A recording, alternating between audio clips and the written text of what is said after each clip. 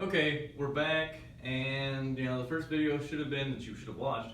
Would have been on radar, kind of what it is, the very basics of it. Unfortunately, we won't be able to go out and actually demonstrate, let you guys kind of play with it, and really know how to use these things this year, just because of circumstances with the coronavirus.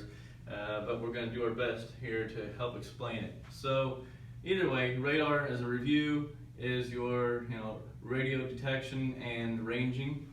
Okay, it uses the different frequencies. It uses high or ultra high, frequencies. Ultra high frequencies, UHF, sends those out, kind of a broad casting of that frequency, and we'll talk about that in contrast to what we talked about with LIDAR today. So LIDAR, once again, surprise, surprise, is an acronym, because we love to use acronyms. So either way, it's light detection and ranging, just like, very similar to the whole acronym for radar. But here's the difference, all right? So if radar uses the UHF, the ultra high frequency waves, and remember my lovely diagram that I have for the first video? We had this, and so it gets broader as it goes. The lovely part about LIDAR is that we have, so same squad car, except what you're doing is you're sending out a laser or a light. So even though it's got a frequency, that's really what it is frequency of waves. Okay. Due to the use of light, it is able to stay much more, be much more narrow, or narrower, I should say, than what radar is. It's much more specific. So, for example, for every 1,000 feet, LIDAR only varies 12 inches, or in essence, 1 foot. Okay, so take that over 3,000 feet, it's only varying 3 feet or a yard. That's pretty specific. So that's the advantage of using LIDAR. Although you can use radar in rain, LIDAR if you're ever going to need to use it, or inclement weather, fog, etc. If you choose to do those things in that type of weather, LIDAR is your better bet. Plus, the other thing you can do is, in congested traffic, say especially working interstates where I was at, you'd have traffic coming and going. You'd have multiple lanes of traffic. I know some of your larger cities have the same thing. And yes, there are systems where radar can divide different frequencies that are coming back as different vehicles. But the benefit of using LIDAR is that you get to specifically select a vehicle. So what I would recommend, and what I was taught and trained to do, is on the front of a car, depends on where you're set up. So if you are down on the ground level, you can aim for a grill, or more specifically, you can aim, if it's close enough to where you can see it, you can actually aim at a license plate, for instance. That would actually come back to you really easily. If you're up on an overpass, you can put it up on the hood of a car, or but I really would recommend, though, is more so the windshield, because you are putting it down at an angle from the overpass, and even though the windshield is obviously angled for the car itself, it's angled more towards you, so it's almost like a straight line. It's like this, like I said, it's the front of a car.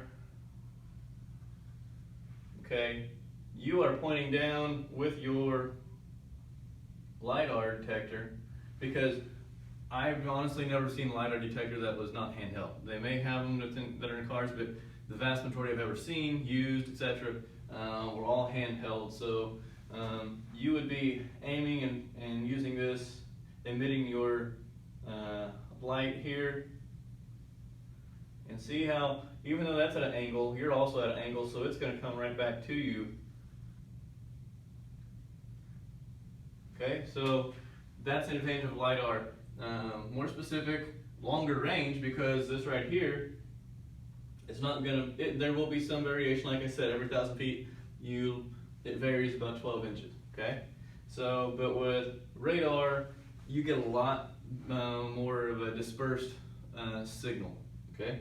So there are some disadvantages to radar and advantages of the LIDAR.